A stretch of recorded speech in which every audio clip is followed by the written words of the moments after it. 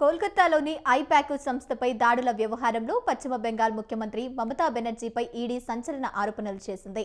I-PAC సంస్థ director Prateek Jain నివాసంలో దాడులు జరుగుతున్న సమయంలో మమతా బెనర్జీ ఆ ఇంట్లోకి ప్రవేశించి ఎలక్ట్రిక్ పరికరాలు, పలు దస్త్రాలు సహా కీలక ఆధారాలు తీసుకువెళ్లారని పేర్కొన్నారు. ముఖ్యమంత్రి, ఆమె సలహాదారులు, పోలీసులు వాటిని బలవంతంగా తీసుకెళ్లారని అన్నారు.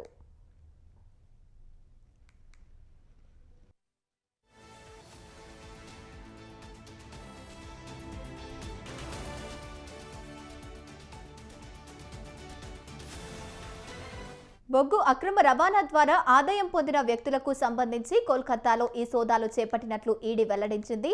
హవాలా మనీతో ఐపాక్కు సంబంధం ఉందని, ఇందులో ఒక వ్యక్తికి, ఒక సంస్థకు మధ్య కోట్లాది రూపాయల లావాదేవీలు జరిగినట్లు గుర్తించామని తెలిపింది.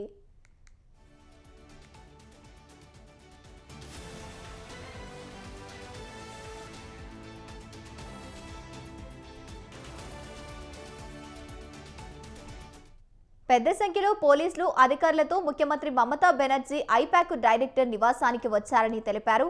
అప్పటి వరకు సోదాలు శాంతియుతంగా జరిగాయని ఈడీ వెల్లడించింది. సాధారణ ప్రక్రియలో భాగంగానే ఈ సోదాలు నిర్వహించినట్లు తెలిసింది.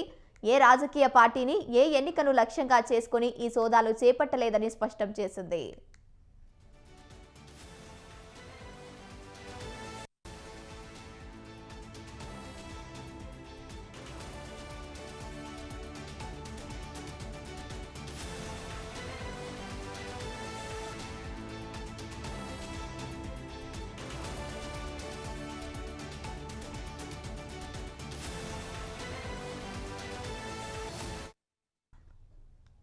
కోల్కతాలోని ఐపాక్ సంస్థపై దాడుల వ్యవహారంలో పశ్చిమ బెంగాల్ ముఖ్యమంత్రి మమతా బెనర్జీపై ఈడీ సంచలన ఆరోపణలు చేసింది.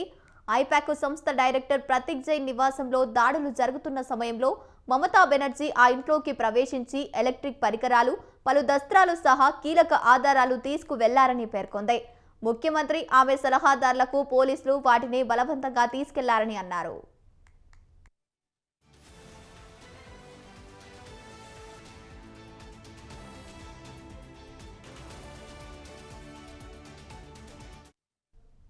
బొగ్గు అక్రమ రవాణా ద్వారా ఆదాయం పొందిన వ్యక్తులకు సంబంధించి కోల్కతాలో ఈ సోదాలు చేపట్టినట్లు ఈడీ వెల్లడించింది.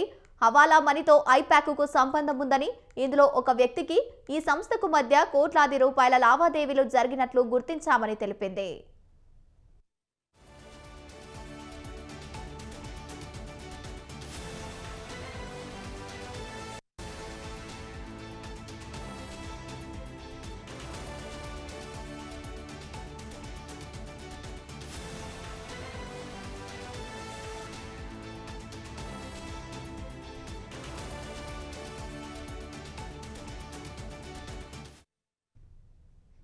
పెద్ద సంఖ్యలో పోలీసు అధికారులతో ముఖ్యమంత్రి మమతా బెనర్జీ ఐపాక్ డైరెక్టర్ నివాసానికి వచ్చారని తెలిపారు.